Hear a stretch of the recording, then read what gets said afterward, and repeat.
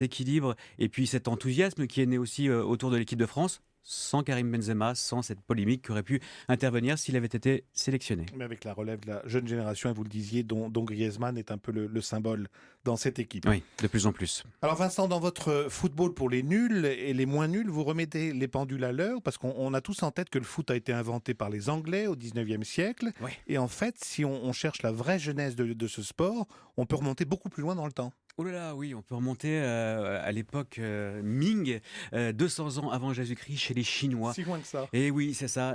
En fait, c'est un sport qu'on appelait le kujou, qui était un sport qu'on jouait avec les pieds, avec une balle de cuir remplie de plumes ou de cheveux.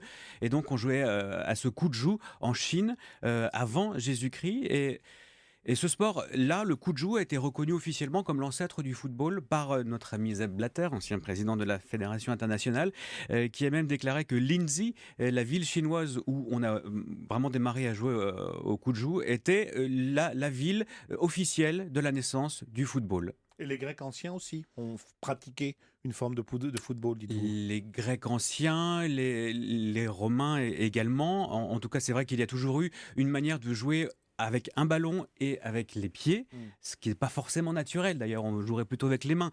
Mais tout le monde a un petit peu joué à un moment ou un autre avec les pieds. Encore fallait-il codifier ce sport, mettre des buts, des règles. Et ça, ce sont les Anglais qui ont fini par faire ça, mais seulement au 19e siècle.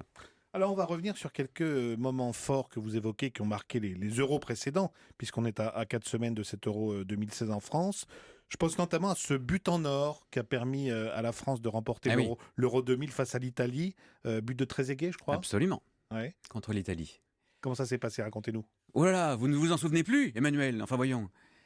Et bien voilà, et c'est effectivement cette fameuse règle du but en or qui faisait qu'en fait, au bout du temps réglementaire, lorsque deux équipes étaient à égalité, on instituait cette règle-là. Le premier but marqué lors de la prolongation définissait le vainqueur. On arrêtait le match, c'était Voilà. fini. Cette règle-là, elle était à la fois cruelle et extrêmement spectaculaire, abandonnée par la suite. Mais il se trouve que voilà, nous sommes champions d'Europe en 2000 grâce à ce but en or marqué par Trezeguet. Et forcément, vous vous en souvenez. Mais bien Forcément, sûr. Mais je forcément. me souviens même qu'on l'appelait la mort subite, c'est ça à l'époque. On l'avait surnommé la mort subite, cet Oui, la mort arrêt. subite est un terme qui convient à Mais d'autres qui dit bien ce expériences que ça voulait sportives. dire.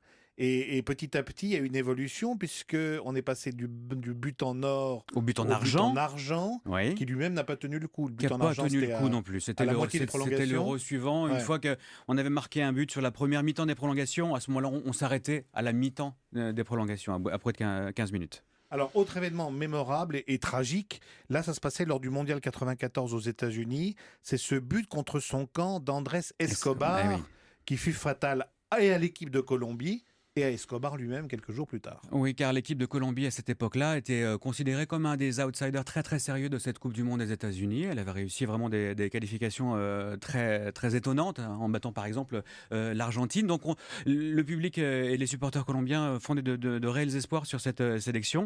Sauf que voilà, ce but contre son camp d'Escobar a éliminé la Colombie. Et lorsqu'il est revenu au pays, quelques jours, quelques semaines plus tard, eh bien, fusillade dans un bar, et il s'est fait descendre tout simplement. C'est donc le côté extrêmement dramatique de la passion engendrée par le football. Escobar descendu à Medellín, ça s'invente pas, hein. Non, c'est Voilà, sûr. c'était un autre. Et le tireur, à chaque balle tirée, criait goal, goal, goal. C'est vous dire, c'est terrible comme histoire. Et alors, puisque vous êtes un grand spécialiste du football anglais, racontez-nous en quelques mots cette histoire de mouette et de chalutier que l'on doit à Cantona. Ah ah ah. Eric Cantona avait donc frappé un supporter de Crystal Palace, c'était en 1995 me semble-t-il, donc jugé par la justice anglaise tout simplement, et lorsqu'il a écopé de sa très longue suspension, on l'a convié à venir se présenter devant les journalistes, sauf que lui n'avait pas du tout envie de parler aux journalistes à cet instant-là évidemment, donc on Il lui a avait son dit... caractère, hein, Cantona. Il a Il a toujours toujours. son caractère. Quelqu'un de très cultivé aussi. Et parce que je le sais parce que j'en ai parlé avec lui. Il m'a dit, pour écrire ce petit texte, j'ai pensé aux surréalistes et français et j'ai fait de l'écriture automatique. J'ai mis des mots les uns après les autres sans réfléchir réellement à ce que ça voulait dire. Et ces mots, c'était: quand les mouettes suivent le chalutier, c'est parce qu'elles croient qu'on va leur lancer des sardines. When the seagulls follow the trawler, it's because they think sardines will be thrown Eh ben, into the sea. de la vraie poésie dans le Mais oui. texte par Canto. And in English too. Bon, Vincent Raduro, si je vous demande en quelques mots quelle finale vous imaginez pour cet Euro 2016, le 10 juillet prochain? Quelle finale j'imagine? Si je vous dis la France, vous allez me dire: «Oh, supporter français de base forcément», mais non, non, j'y crois Et réellement en face? et en face, je vois encore et toujours, cette équipe, qui gagne très souvent, à ce sport qu'on joue à 11 contre 11, selon la phrase de Gary Lineker, c'est l'Allemagne. L'Allemagne. France-Allemagne. Ça se termine toujours par un France-Allemagne, c'est ça, on pourrait dire? Non, mais en fait, le Pour une sport est Coupe un jeu d'Europe? qui se un est un le football est un sport qui se joue à 11 contre 11 et à la fois, c'est toujours, l'Allemagne qui gagne. Oui, bon, on C'est verra la ça. phrase de Gary Lineker. Bon, on se fera signe le 11 juillet au matin, hein, au lendemain Avec un grand de cette plaisir. finale et de cet Euro 2007 pour lequel, bien sûr, vous le savez, Europe 1 vous offrira une couverture exceptionnelle avec tous les matchs en direct chaque jour. Dès 15h, on aura l'occasion d'en reparler. Un grand merci, Vincent Raduro. Merci Le à vous. football pour les nuls, publié aux éditions First. Et ça n'est pas que pour les nuls, mon Dieu. Et c'est vrai, on l'a vu, il y a de l'histoire.